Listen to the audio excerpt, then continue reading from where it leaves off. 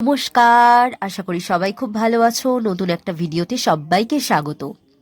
আগের ভিডিওতে আমরা ক্লাস 8-এর ইংলিশের টেলস অফ চাইল্ডহুড গল্পের পার্ট 1টা পড়েছি এবং তার অ্যাক্টিভিটিসগুলো সলভ করেছি।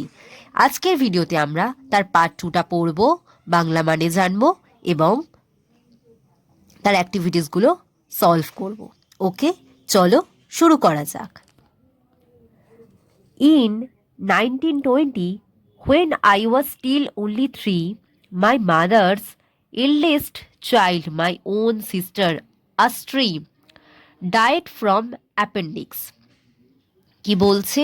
1920 সালে যখন আমার কেবলমাত্র বা মাত্র 3 বছর বয়স, তখন আমার মায়ের বড় সন্তান মানে আমার নিজের দিদি আস্ত্রী তিনি মারা যান অ্যাপেন্ডিক্স রোগে, অ্যাপেন্ডিসাইট রোগে। She was 7 years old when she was died. তার তখন মাত্র 7 বছর বয়স ছিল সে যখন মারা যায়। Asti was far and away my father's favorite. Asti ছিল আমার বাবার বড্ড প্রিয়। He adored her behind measure and her sudden death left him literally speechless for days afterwards. বলছে আমার বাবা তাকে এতটাই ভালোবাসতেন এবং তার হঠাৎ মৃত্যু বাবাকে আক্ষরিক অর্থে ভবিষ্যৎ দিনগুলিতে বা আগামী দিনগুলিতে একেবারে নির্বাক করে দিয়েছিল।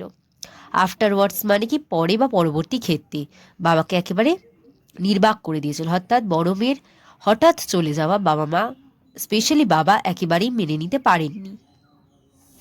He was so overwhelmed with grief that when he himself went down with pneumonia a month or so afterwards, he did not much care whether he lived or died.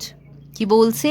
তিনি এতটাই যন্ত্রণায় কষ্ট পেয়েছিলেন যে যখন মাসখানেক পরে তিনি নিজেই নিউমোনিয়ায় আক্রান্ত হয়েছিলেন, তিনি ভাবতেই পারেননি যে তিনি আর বাঁচবেন না মারা যাবেন, এবং এতটাই তিনি কষ্ট পেয়েছিলেন বা যন্ত্রণায় দুঃখ পেয়েছিলেন তার মেয়ের মারা যাওয়ায়।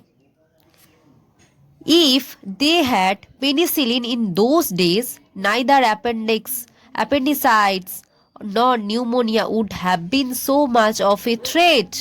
কি বলছে? তখনকার দিনে যদি পেনিসিলিন থাকতো তাহলে অ্যাপেন্ডিসাইটিস বা নিউমোনিয়া কোনোটি এত ভীতিজনক হতো না। But with no penicillin or any other magical antibiotic cures, pneumonia in particular was very dangerous disease indeed. কি বলছে? যে কিন্তু কোনো পেনিসিলিন বা অন্য কোনো জাদুকরী অ্যান্টিবায়োটিক আরোগ্যকারী ওষুধ না থাকার কারণে নিউমোনিয়া কিন্তু তখনকার দিনে খুব ভয়ঙ্কর ছিল। The patient had to fight to survive. রোগীকে বেঁচে থাকার জন্য রীতিমতো লড়াই করতে হতো। সার্ভাইভ মানে কি? লড়াই করতে হতো। My father refused to fight. আমার বাবা লড়াই করতে পারেননি। অর্থাৎ আমার বাবা এই লড়াই করতে প্রত্যাখ্যান করেছিলেন। এই নিউমোনিয়ার সাথে লড়াই তিনি করতে চাননি বা করেননি। He was thinking, I am quite sure, of his beloved daughter and he was wanting to join her in heaven. কি বলছে? তিনি তখন ভাবছিলেন, এ ব্যাপারে আমি একেবারেই নিশ্চিত যে তিনি তার মেয়ের কথা এবং তিনি চাইছিলেন তার সঙ্গে স্বর্গে মিলিত হতে, অর্থাৎ তিনি মারা যেতেই চাইছিলেন, তিনি নিজের কোনো বাঁচার কথা আর ভাবেননি। So he died, তো সুতরাং তিনি মারাই যান। He was 57 years old. তখন তার বয়স ছিল 57 বছর। My mother had now lost a daughter and a husband all in the space of a few weeks. আমার মা কিছুদিনের মধ্যেই তার একটি মেয়ে এবং হাজবেন্ডকেই হারিয়েছিলেন কয়েক সপ্তাহের ব্যবধানে। Here she was suddenly having to face all alone that very gravest problems and responsibilities. এখানে তাকে হঠাৎ করে জীবনের সবচেয়ে কঠিন সমস্যা এবং দায়িত্ববোধের মুখোমুখি হতে হয়েছিল, অর্থাৎ বাবা নেই মানে সমস্ত দায়িত্ব তার মায়ের ঘাড়ে এসে পড়েছিল। She had 5 children to look after. তাকে 5টি সন্তানের দেখাশোনা করতে হতো। She sold the big house and moved to a smaller one a few miles away in Landruff.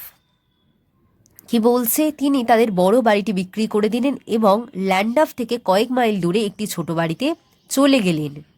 It was called Cumberland Lodge and was nothing more than a pleasant medium sized suburban villa.